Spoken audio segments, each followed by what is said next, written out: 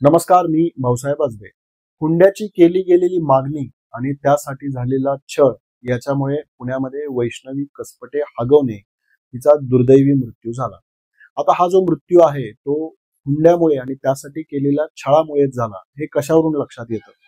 तर तिच्या आईवडिलांनी ज्या प्रतिक्रिया मीडियावर दिलेल्या आहेत त्याच्यावरून हे लक्षात येतं की तिनं सातत्यानं त्यांना कशा पद्धतीनं तिचा छळ केला जातोय, कशा पद्धतीने पैशाची मागणी केली जाते ही ती त्यांना सांगत होती. त्या छळामुळे ती प्रेग्नंट असताना 3 महिन्याची प्रेग्नंट असताना तेव्हा तिनं आत्महत्येचा देखील प्रयत्न केलेला होता.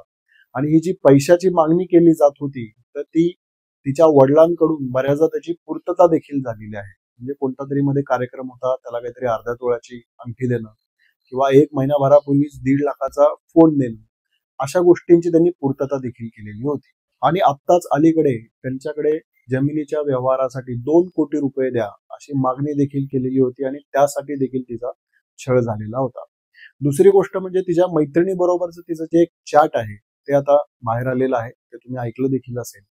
त्याच्यामध्ये जी ऑडिओ नोट आहे त्याच्यामध्ये ती स्पष्टपणे कशा पद्धतीने तिचा छळ केला जातोय, कशा पद्धतीने तिला मारहाण केली जाते याचा वृत्तांत त्या चॅट नोटमध्ये दिलेला होता. तिसरी गोष्ट, तिची मोठी जाऊ मयुरी जगताप, तिचा देखील अशाच पद्धतीनं छळ झालेला होता. तिला देखील मारहाण करण्यात आलेली होती. त्याचे फोटो देखील समोर आलेले आहेत आणि तिनं पोलिसांमध्ये महिला आयोगाकडे तक्रार देखील दाखल केलेली होती. त्याच्यामुळे हे कुटुंबीय सुनांचा कशा पद्धतीने छळ करते हे मयुरी जगताप या त्यांच्या मोठ्या सुनेच्या निमित्तानं ऑलरेडी पोलिसांमध्ये देखील त्या संदर्भाने तक्रार झालेली होती. आणि सगळ्यात महत्वाचं, तिचा जो मृत्यू झाला त्याचं जे पोस्टमॉर्टेम रिपोर्ट झालेला आहे त्याच्यामध्ये हे स्पष्टपणे दिसतंय की तिच्या शरीरावरती तब्बल 19 वेगवेगळ्या इंजुरीज दिसलेल्या आहेत. म्हणजे तिचा मृत्यू होण्यापूर्वी तिचा शारीरिक छळ झालेला होता हे देखील आता स्पष्ट स्वच्छ समोर आलेलं आहे. त्यामुळे हुंड्याची मागणी, तिचा छळ करणे आणि तिचा मृत्यू होणे हा जो क्रम आहे तो अगदी स्पष्टपणे दिसतोय.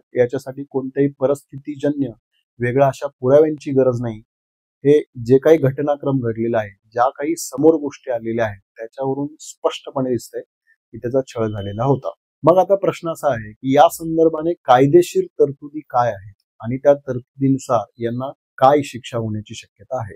तर हुंड्याच्या संदर्भानं हुंडा प्रतिबंधक कायदा 1961 अस्तित्वात आहे. पण त्याचा संबंध हा हुंड्याची मागणी करणे आणि त्याची पूर्तता करणे एवढ्या पुरताच आहे. आणि त्याच्यासाठीची जी शिक्षा आहे ती किमान 5 वर्ष अशी आहे. पण हुंड्याची मागणी, त्यातून छळ करणे आणि त्याच्यामुळे मृत्यू असं जर झालेलं असेल तर ते हुंडा प्रतिबंधक कायद्याअंतर्गत येत नाही. ते येतं भारतीय न्याय संहितेअंतर्गत. भारतीय न्याय संहितेचं कलम 80 जे आहे ते डावरी डेथ विषयी आहे. म्हणजे हुंड्याची मागणी करणे, छळ करणे आणि त्याच्यामधून मृत्यू होणे याला आपण डावरी डेथ असं म्हणतोय. BNSचं त्या संदर्भाने जे कलम 80 आहे ते कलम 80 काय सांगतं की लग्न झालेलं असेल, लग्नाची 7 वर्ष होण्याच्या आधी हुंड्याची मागणी झालेली असेल आणि त्यासाठी जर छळ झालेला असेल, तो छळ काय प्रकारचा असू शकतो? तर उदाहरणार्थ शरीरावरती जळलेल्या काही खुणा अशा दिसत आहेत किंवा पेटवलेल्या अशा काही खुणा दिसत आहेत किंवा काही इंजुरीज दिसत आहेत, काही जखमा दिसत आहेत. अशा प्रकारच्या गोष्टी दिसल्या आणि त्याच्यानंतर मृत्यू झाला असं जर दिसलं तर त्याला डावरी डेथ असं कन्सिडर केलं जातं. ती डावरी डेथ आहे असंच गृहीत धरलं जातं. आणि या सगळ्या गोष्टींची पूर्तता वैष्णवीच्या मृत्यूबाबत होती.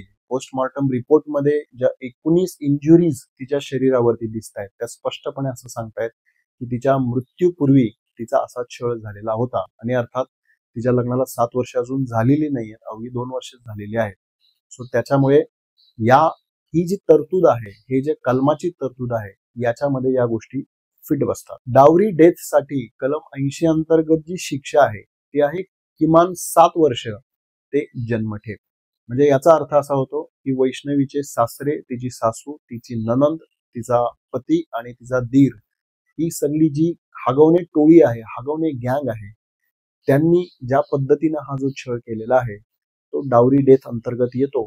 त्यामुळे त्यांना किमान 7 वर्षाची शिक्षा ही निश्चित होणार आहे. आणि म्हणूनच तिच्या मृत्यू संदर्भात जो FIR दाखल करण्यात आलेला आहे त्याच्यामध्ये BNSचं कलम 80 हे नमूद केलेलं आहे. या FIR मध्ये अजून एक कलम नमूद केलेला आहे, ते म्हणजे कलम 108 अबेटमेंट टू सुसाईड. म्हणजे जर एखाद्याने आत्महत्या केली, आत्महत्या करण्यास जर तुम्ही प्रवृत्त केलेलं असेल तर त्याला अबेटमेंट टू सुसाईड म्हणतात.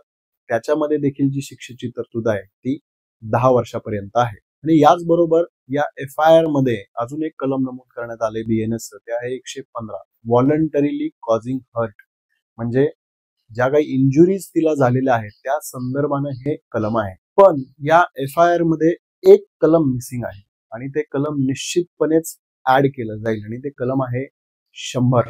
हे BNSचं कलम 100 काय आहे तर ते आहे मर्डर विषयी, ते हत्येविषयी. आणि या कलम 100 मध्ये काय म्हटलंय की एखाद्या व्यक्तीला मारून टाकणे या हेतून जर तुम्ही त्या व्यक्तीला मारहाण केली आणि त्यात तिचा मृत्यू झाला, किंवा तुम्ही अशा प्रकारे त्या व्यक्तीला मारहाण करताय की तुम्हाला माहितीये की या मारहाणीमुळे त्या व्यक्तीचा मृत्यू होऊ शकतो, तरी देखील तुम्ही ती मारहाण करता आणि त्यात त्या व्यक्तीचा मृत्यू होतो, असं जर झालं तर कलम 100 लागू होतं. तर पोस्टमॉर्टम रिपोर्ट मध्ये ज्या 19 इंजुरीज तिच्या शरीरावरती दाखवलेल्या आहेत त्याच्यातून लक्षात येतं की कशा पद्धतीने अमानुष मारहाण त्यांनी वैष्णवीला केलेली होती. त्यामुळे ही मारहाण करत असताना या टोळीला, या गँगला, या हगवणे कुटुंबियाला याची निश्चित कल्पना होती की याच्यामुळे तिचा मृत्यू होऊ शकतो, तरी देखील त्यांनी ती मारहाण केली. आणि एवढी अमानुष मारहाण केल्यामुळे तिचा मृत्यू होईल हे लक्षात आल्यानंतर या 5 जणांनी एकत्र येऊन तिला फाशी दिली ही शक्यता नाकारता येत नाही. इनफॅक्ट ज्या पद्धतीच्या इंजुरीज तिला आहेत त्याच्यावरून हेच लक्षात येतं की त्याला आत्महत्येचं स्वरूप देण्यासाठी म्हणून त्यांनी तिला फाशी दिली.